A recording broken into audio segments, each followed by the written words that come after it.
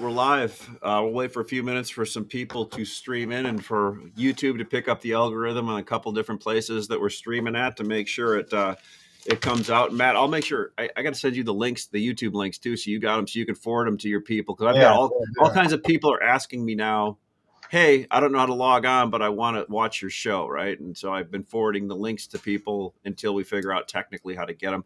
So again, welcome to Lunch with Lumbermen with Matt Layman. Layman from the Layman's Lumber Guide. I don't even know how many episodes we've done, Matt, but if you look back, I saw an email from about a month ago that said week number, this is our 21st episode. So yeah, we got to be like 25 or so. We're counting up there, and I will tell you, I mean, we're getting a lot of views on everything. So I did yesterday with This Week in Lumber with Charles De La Torre, filled in for Matt Beamer, and just got off the phone with Charles a bit ago, and he actually had a bunch of people calling from our show that wanted to buy lumber from him, right? And the cool thing is, he's like, hey, go through the exchange to do it, right? Since they saw it on, which is cool. So we need to figure out how to monetize that a little bit better. But the thing is, our shows are changing the industry because now people are coming here on a regular basis to watch this, to get good information or good information, different information, to hear things. So again, this is Lunch with Lumbermen. Matt and I do this every week on Thursdays at noon. Yesterday we had a show with Greg Riley. We have a guest show next week on that one, an economist, and that's everything's at 12 noon. And then Tuesday we've got our new Futures for Dummies. So we're going to try that one out, Matt, and see how it goes. That should fill up quickly. Yeah, me being a dummy helping teaching it. Yeah, so. But it's amazing how much people talk about that. Random Lengths did it one time. How many people talk about futures, but how few people actually trade it, right? But how people always point to it and talk about it. So when they want to beat you with it, they show it to you. Yeah. So everybody, please put your comments over into the bleep bloop box over here. Say where you're from. I hope our buddy from Hong Kong's on again. He was on again yesterday. Yeah, Chris. Yeah, Chris is great. Chris is on from Hong Kong all the time. Is Nick here from Chicago? Let's see if Nick's from Let's see if Nick is from Chicago. Poke his head around the corner. I'm doing it a little bit different today, Matt. See, I'm doing it from everybody's out. Nick. Was that Nick? Nick from Hong Kong. That's awesome. All right, well, let's kick into this and start talking about a little about the market. You and I chatted today on the phone about, and we'll start it out like this and maybe move into it. Big premiums out there right now on the futures, and cash seems to be moving a little bit in the last week or two. Look, we sold off tremendously. I still don't think that the market has moved through issues of high-priced lumber, and I know that from some of the things I went out to look at lumber that was a little bit older, weathered. Hey, guys, if wood comes in before April, you should get it out before July. Just a little bit of advice to everybody. The same year, too. That's not the year after. That's the same year. If wood comes in before April, get it out before July. Think of it as a banana. It's not going to stay ripe forever. If it comes in before July, get it out before Labor Day. Just like we don't like going to the fridge and drinking a beer from 2 years ago. So that's assuming people are storing their lumber outside and it's uncovered. I mean, if you got it covered, paper wrapped, playing by the rules, you're gonna be okay. But you just don't sit Southern Pine outside all summer and expect it to look nice and pretty like the day you got it. Yeah, no doubt. So we talked a little bit. I loved reading this in the Sunday edition. So last Friday, all of a sudden, market's up limit. Everybody's as nervous as a long-tailed cat in a room full of rocking chairs. And hey, Matt, it's nothing to go up $40 anymore in a day and then go down 40 in a day, and it creates trader fatigue. So it's dry as a tinderbox up there in a lot of places. So Friday it was a log deck fire, right, that drove everything up. British Columbia, yeah. And next Thursday afternoon, and the thing is, the media published these big blazing fires. What they didn't show you was how big is that fire in relation to the entire log deck.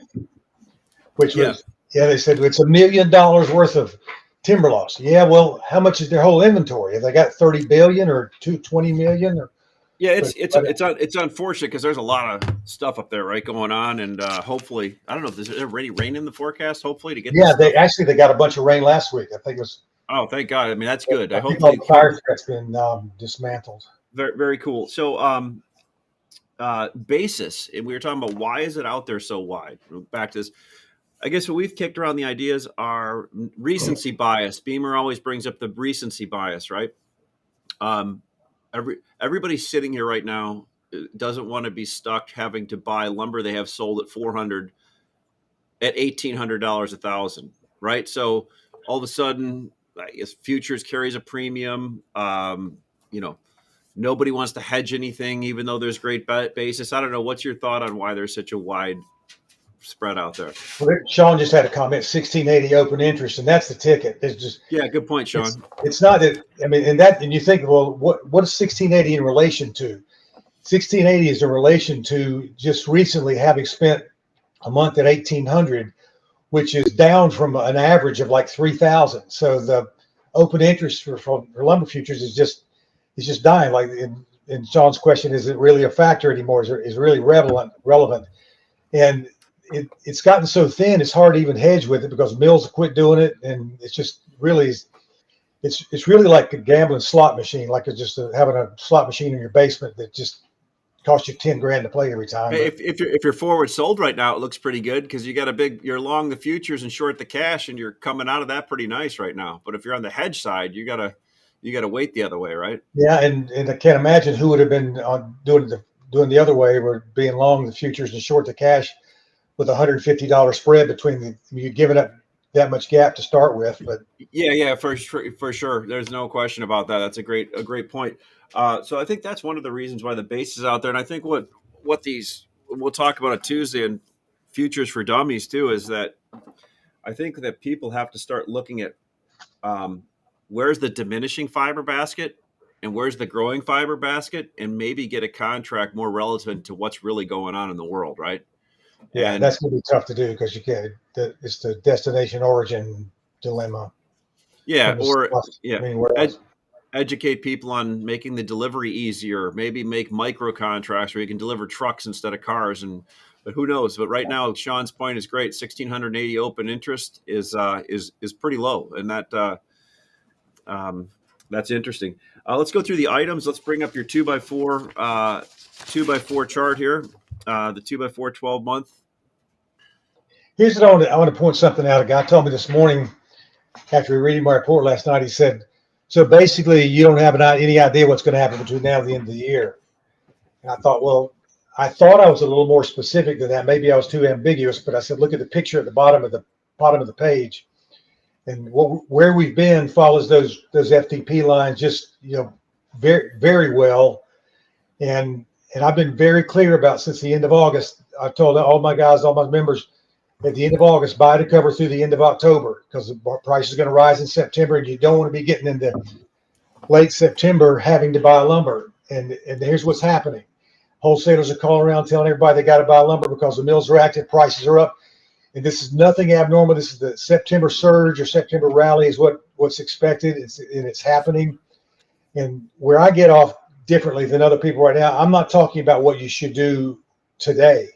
I'm talking about what you should do to wrap up your position. The position for our members has been being covered for 2 months, September and October, and being ready to buy again the third or fourth week of October for the November winter rally. So my conversations sound more bearish because I'm talking about what's happening next, not what's happening tomorrow or next week, but what's the next positioning.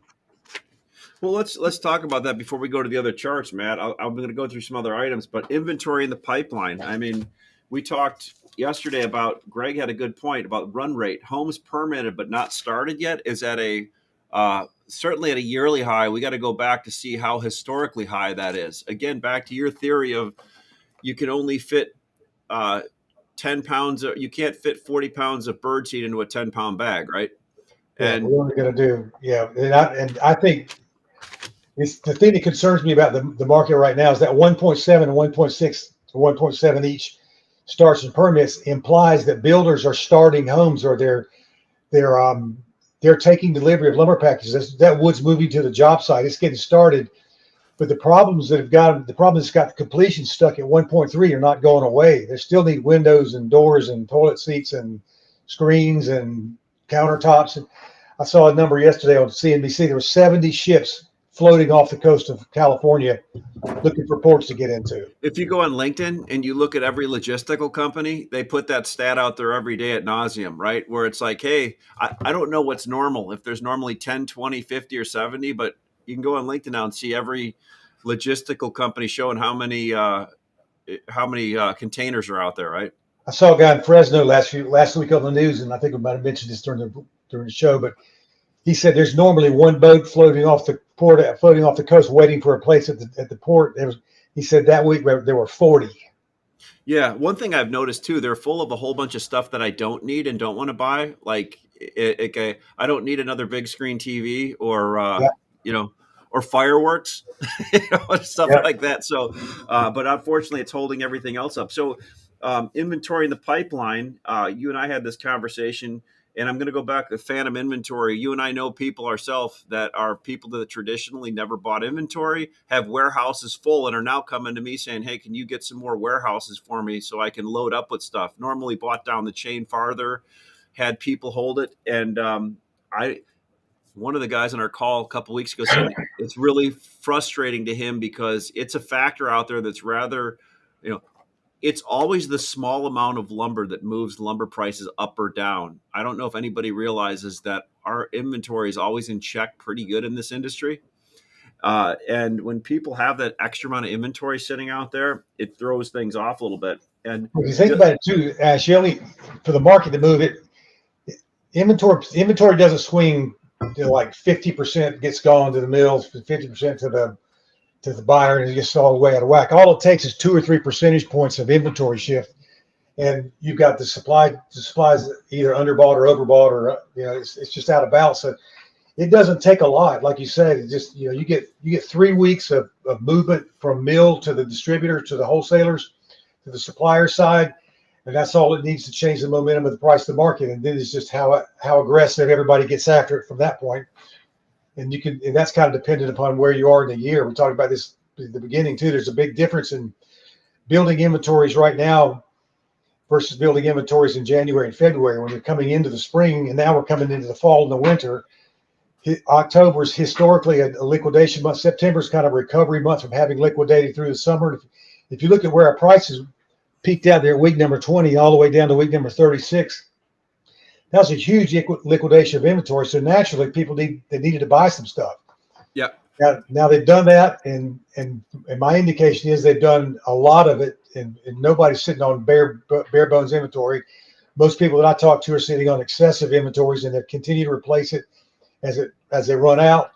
But October is a time when people start thinking about colder weather, shorter days, less job site demand. It's just a natural flow of the market, and I think we got another week of up move in the cash market, and then October should probably be a down month. So where do you think the and I don't know, but I mean the feedback I'm getting from some of the end users and other people they're getting a lot of calls from secondaries that get a feeling that they've bought a lot, because the narrative everybody's pushing is that it's different this time, and there's a new normal, and you got to buy inventory because nobody ever wants to say it's because of their position they're long and they need it to go up, right? But you said this last week. Just ask them what their position is. What is it? Yeah. How much inventory do you have compared to March and April?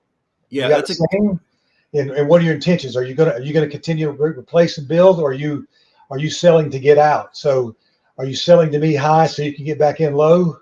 That's a great question. So like some of these big trading houses actually keep a whole global inventory of how long they are and how short they are. I mean, if you're buying from those people, ask them how long they are traditionally against last month, the month before, and all that. So when that's good information for people, find out how long they are. And like I asked Greg the other day, and he was like long but hedged, right? Which is I guess I believe in it. I always want to know what everybody's net position is. Are you long net, or short net, right? And then you can find out what everybody does, what's in people's best interest, right? And that's the best Yeah, way to find and it. it's hard to it's going to be hard to get people to tell you that too, because they know what you're asking. And are you trying to discover whether I'm liquidating my inventory or are you accumulating inventory? Like if I'm a buyer and I've got a good supplier, I want to be buying when you're buying. I don't want to be buying a month after you bought when you're trying to get out.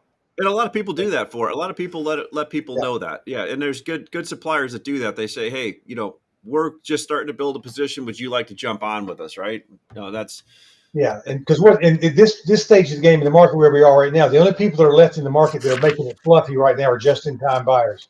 They're the guys that come to work every day. They look and say, well, we finally ran out of those 2x10s and 12s, and we got enough to get half a truck, or we got enough to put a load together out of the distribution center, and it's got some shingles and some sheetrock and nails and lumber on it, and whatever, however they buy. But it's the people that are providing the liquidity and fluidity to the market right now are not truss manufacturers and treaters and contractor yards, and even the distributors aren't the ones contributing to the mill, to the activities of the mill, because when they say they sold many items or a few items and the prices notched up a little, that's not a big strong indicator of massive buying. And you just got to consider where we are in the season. We're coming into the season where it's going to be the lowest time for production for the mills, but it's also a gradual slowing of starts and hammer swinging. So it's just yeah. Let's look at the Southern Pine chart. That was a good thing we chatted about yesterday. I mean, if anybody is a quote unquote basis trader out there, bring up the basis charts and look at 2x6, 2x8, 2x10, and 2x12 pine against November and January, and you're going to see probably one of the widest spreads you've ever seen on that. Does that make sense? So why are yeah. 2x6 and all those items out there so easily available right now, Matt? And still, like 2x6 is still bouncing along a low price, right? Well, look at 2x10s in the 300s. I've been here since August too. Like anything in the 300s is a good buy. I was 380. If it's 380 and you get an offer at 350, get some more. If you get an offer at 310, take some more. But I think anything in 300 for long term, and long term, I'm talking about 6-8 weeks and longer, is whatever you can take for inventory is a good buy. Because when you're down at those levels, you're not going to get beat on price. You're going to get beat on service. If you're buying in a $100 range of $300 or $400, that's not the make or break your.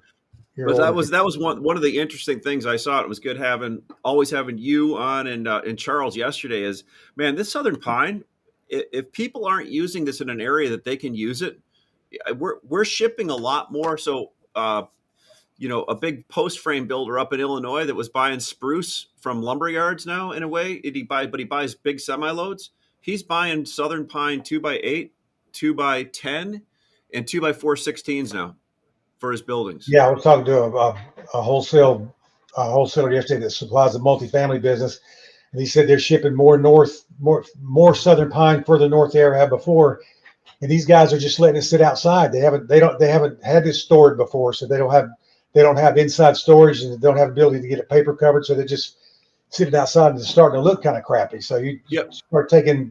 Put paper on it. Yeah, put paper on it if you're shipping it up there. But like, look you got wood coming in at $300 or $400 when the counterpart spruce is $500 or $600. It's a pretty big difference that you want to be able to switch them. Hey, Mark Ross, how are you doing from Arizona?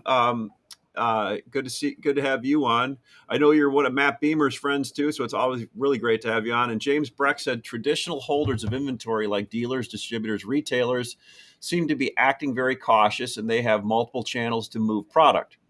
The newcomers or the non-traditional holders of inventory do not have the same amount of output channel. If the buildup is in the non-traditional holders, it will take them a lot longer to move the inventory, hence overbought. I think James, I understand what you're saying. I think what Matt and I are saying these are actual framers and people that used to buy it. They have jobs sold that it's going to their jobs. They just didn't give it to a person they've normally given it to manage the risk. They internalized it, bought physical inventory, put it on the ground, and it's committed for. So it's lumber that's already bought for jobs they're not going to buy again, and it's not in the traditional system. Does that make sense, Matt?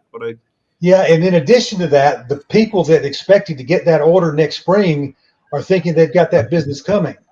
Yeah. So my concern is how much of that wood is thinking is going to be bought next spring it's already in a warehouse today. Yeah, I, and this is a phenomenon that we saw happening over the last 6 months, 5 months, where people are like, um, well, instead of going to a futures market to cover something, they go to a physical market and buy it and put it on the ground. And they're like, yeah, it's along those same lines. I don't see the market doing anything differently today from a builder side than they were doing in the beginning of the year, which is they're gearing up to build all they can, start all they can. The only thing they're not doing right now is telling the suppliers, go out and we'll take anything you buy and we'll just cover me, don't run out of lumber, and I'll take it at any price. And they're not saying that, but it's kind of implied thinking with prices at $500, then everybody's loaded up. They're not going to be caught by a surprise with no lumber and everybody needing to have it. So I think the pipeline is absolutely stuffed full for what we need over the next several months. And it's just a matter of how much longer, how much further do you want to stretch it out. But you got 1,700,000 starts and permits, and 1,300,000 completions. Then you got a year and a half's worth of work that you're talking about trying to squeeze into a year. And there's just no yeah, more capacity to complete. no doubt. So I was going to look at the U.S. dry fir market, and the reason I wanted to look at that one, Greg brought up the fact that we had the first 6 months production numbers come out. Now, look, at some of that might have been skewed for the first half over the second half of 2020, but Western U.S. was actually up in production the first half of the year, Yeah. which is So was Canadian. So was Canadian lumber. Everything was up first half of the year. so was Canadian. Now again, I'm trying to justify that to see, was that because of how much it was down in the second half of 2020, or is it No, just it's how much everybody was screaming for when it was $1,200, and they yeah, thought, yeah, but yeah. just so you figure out a way to squeeze a little more blood out of the turnip when you got those kind of numbers, and whether it's an extra hour on a shift. But most mills were not running 3 shifts back then anyway, so they could increase their production to 10-hour days on a couple of shifts, but it wasn't gonna. Nobody got crazy and added another whole 8-hour shift. It was just too hard to tool it and get the Yeah, people for it. So that was just a little bit of a really just tightening screws a little bit. just quick interesting thing. The counter argument to this was Southern Pine, where I thought the production was going to be up the highest, was up the smallest percentage in the Yeah, South. yeah. It was Right. probably because it was already cranked about as much as it could be. Yeah, I see, but it was an interesting fact. So it's always that's why it's interesting to actually dig down into the minutia of the details to see what's going on. James Brexit, I agree, Matt. I just can't see. This is about the phantom inventory. I just can't see where all this lumber is going to go when the completions are so low. It doesn't. I mean, that's kind of really. That's James. That's where you just stop the conversation. You go like, how much do you have? How much do you want to sell? How much is the only reason this market did what it did last year is because the builders gave their carte blanche permission to their buyers, to their suppliers, that they were good for the lumber. They would take it. Don't worry about the price. Just don't let them run out. And then I said this all through that. I said, do you really think price doesn't matter? Then I asked how many builders, multifamily builders, single family builders, are you prepared to pay $22,000 $1,000 for OSB and for lumber? You go, well, I don't know about that. Well, then don't be telling you guys it's okay to go buy $1,500 lumber. That's right. Same thing. And we got oversupplied.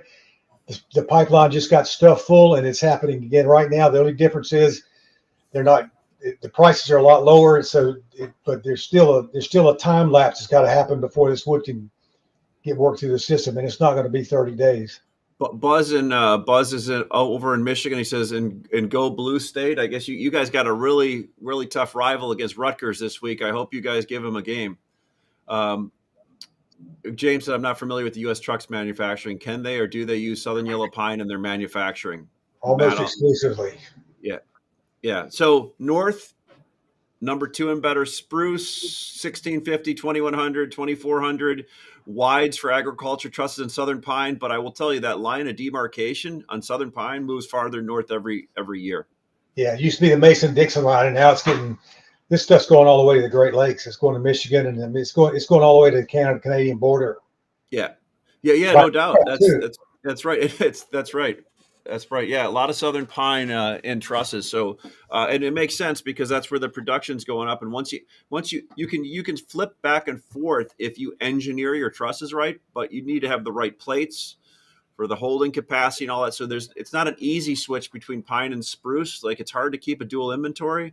That's why a lot more people, as it moves farther north, are just it's easier for them to get it all the time, is from what I'm told, right? And they're making and also you can, with spruce, you can't use a number two spruce. You can't use a number two spruce for a bottom cord, for example. You can use a number two southern pine to it for bottom cord. The 1850 MSR is comparable to the number two southern yellow pine, and you got to get an MSR product and spruce to do it. It's just a deal. Yes, the regular old common number two that's used for, just basis of everything is good enough to use for a floor truss, or strong enough to use for floor. I mean, a bottom plate or a top plate for a cord for a truss. Let's shoot over to OSB real quick.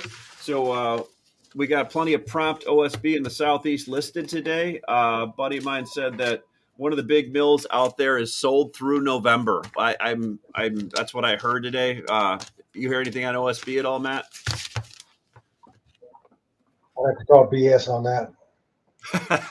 I haven't heard that unless there's one thing that's been changing in OSBs a little bit is the mills realized that there was so much premium in the specialty boards. A lot of them have claimed to say they were going to make less, just 7/16 in underlayment for walls and floors and roofs, and start making more specialty product. And if that happens, that's going to take some of that common board away.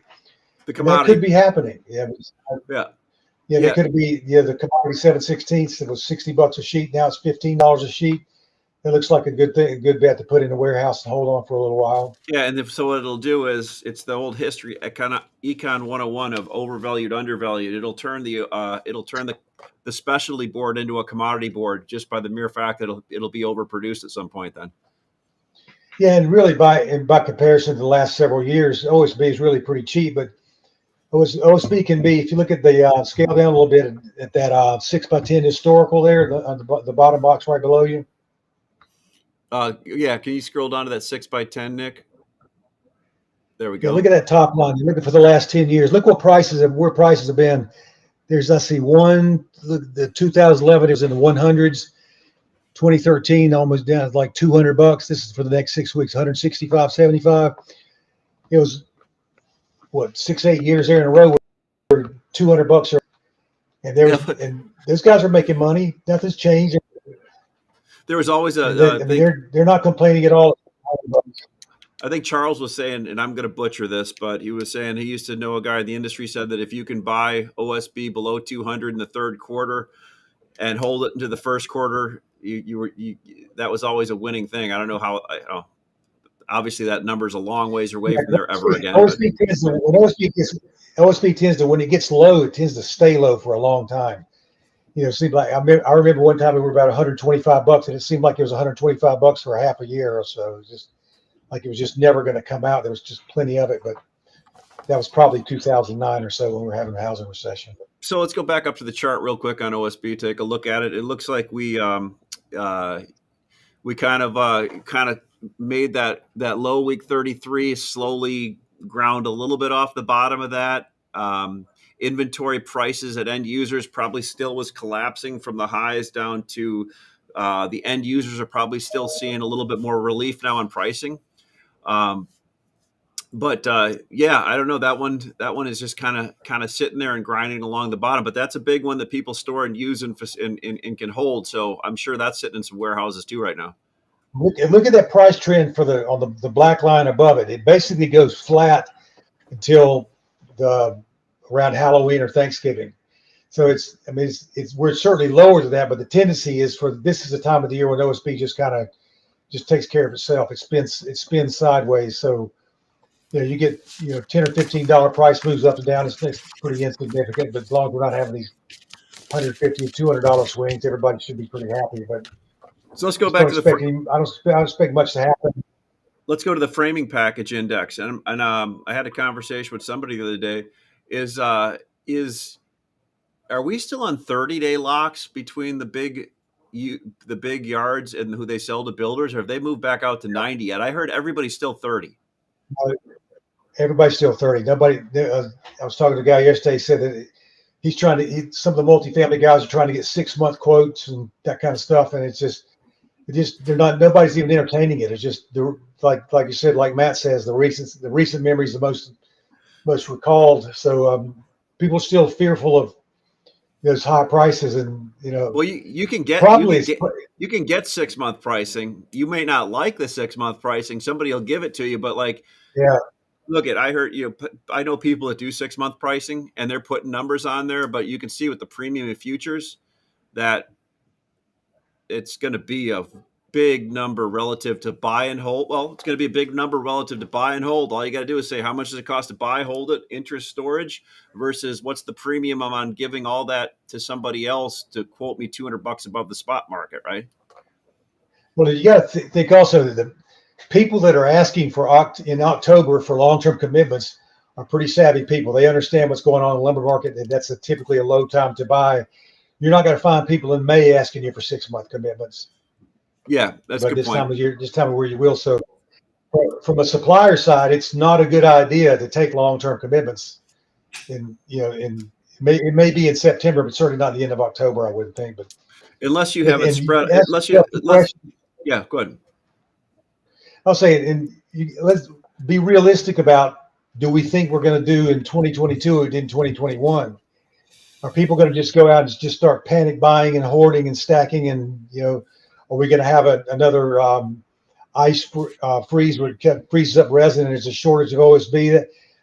That may happen again, but that was a real freaky year that made all that happen. And you saw what happened as soon as it got semi-resolved or got adequately bought for. The thing just crashed in $1,000 in 2 months.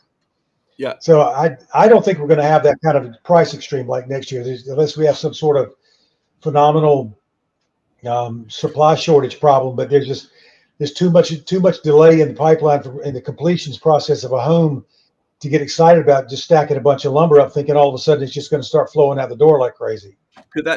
What's the odds of that all opening up? Labor issues, all that, just all of a sudden that pipeline expanding with all of these things contracting it, starting to remedy themselves. Yeah, I heard a thing about this. The dock workers, whatever that union is, has negotiations coming up this fall, and they can expect that. I think the last time they had a union negotiation, they were out for 2 months. Yeah, no, So I was just curious. So, I mean, the one thing is when you see the amount of homes permitted not started, that's I guess that's a good sign for building. I mean, it looks still pretty darn strong going yeah, forward, right? break that down and look at the difference between single family and multifamily. Okay, It's I did. mostly multifamily. Most of the activity, the increase in the increases in last month's activity were predominantly multifamily. Multifamily is up like 20%, and actual new home starts, if I'm not mistaken, we're down 2%. Okay, I'll have to break that So it's a down. it's a skewed number. You throw the big 1.7 out there, but it's not 1.7 million homes that are 2,500 square feet. It's 550 of those are 900 square feet.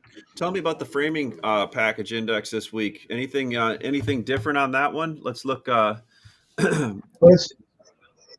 it's really you can see where it's bottomed out, and the prices, the replacement prices with the black lines are a little bit higher than the red lines, which kind of shows you that the prices for a builder, prices are going to probably be a little better in October than they were in September.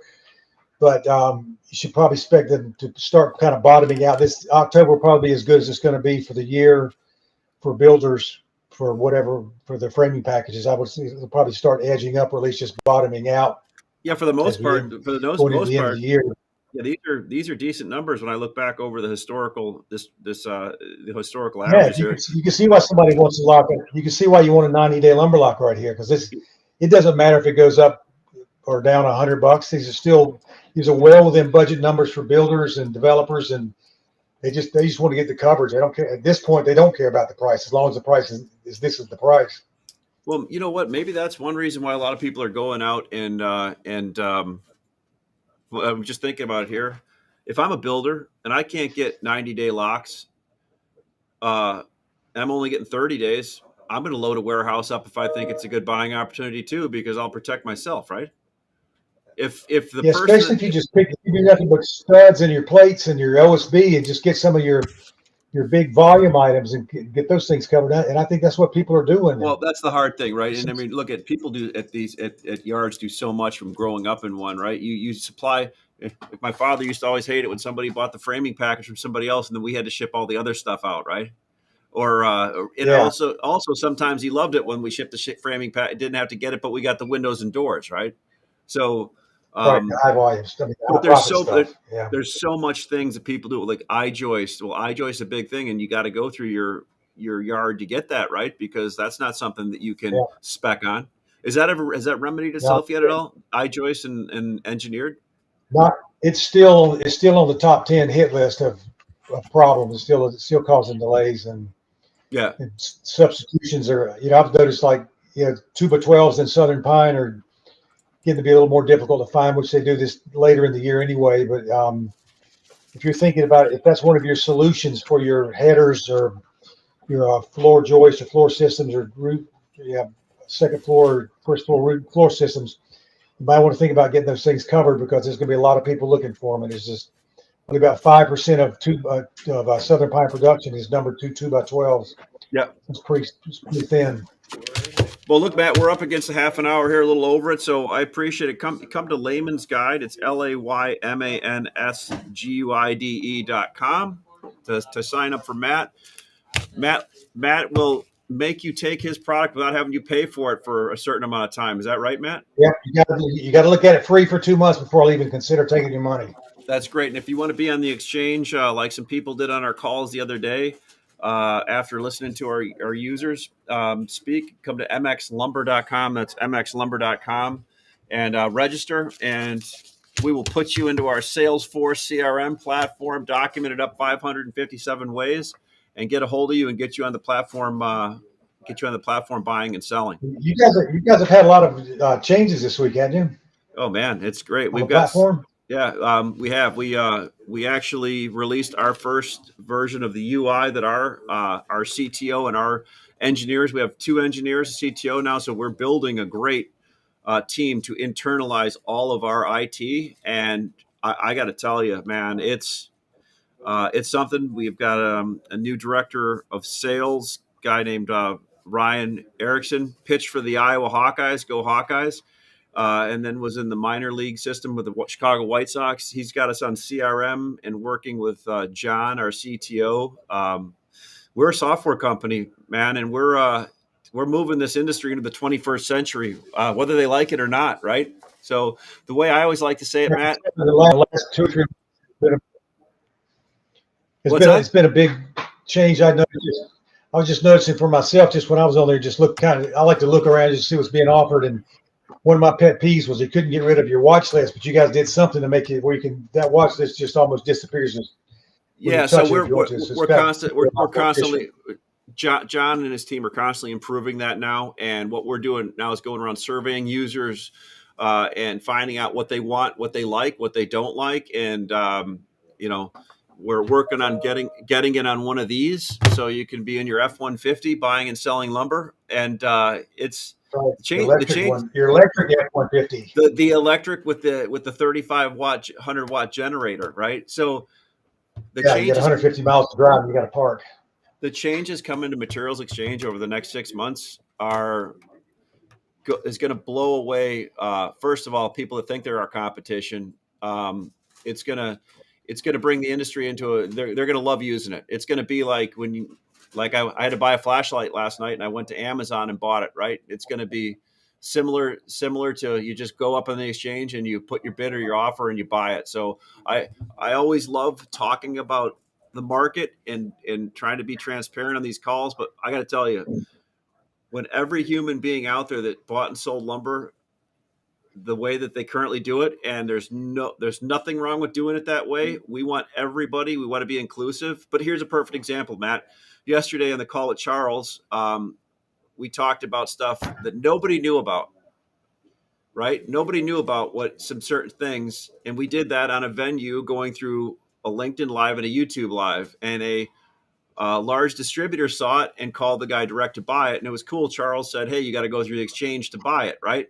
So what I'm saying is what we're doing on these calls, what we're doing at Materials Exchange, I know this because people call that aren't even in the industry watching this, right? And they talk about what you say, what I say, what Greg says, Matt says, Charles says, Mike says, what everybody says, and it's changing things, and that's the intention, to not stay the same forever. So I appreciate all the help you give us, because you give us a ton, and your support is pretty amazing. We thank you for that.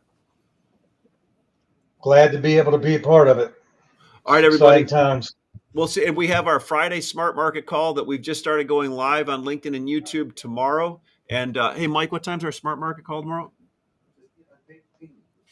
We got our Smart Market call tomorrow. We will put that out live on LinkedIn, so you have it. You got to come to that. It's great. We've got great guests on that one. So everybody have a great Thursday. We'll look forward to seeing you the rest of the week, and being on the mxlumber.com platform. Peace out. Peace out.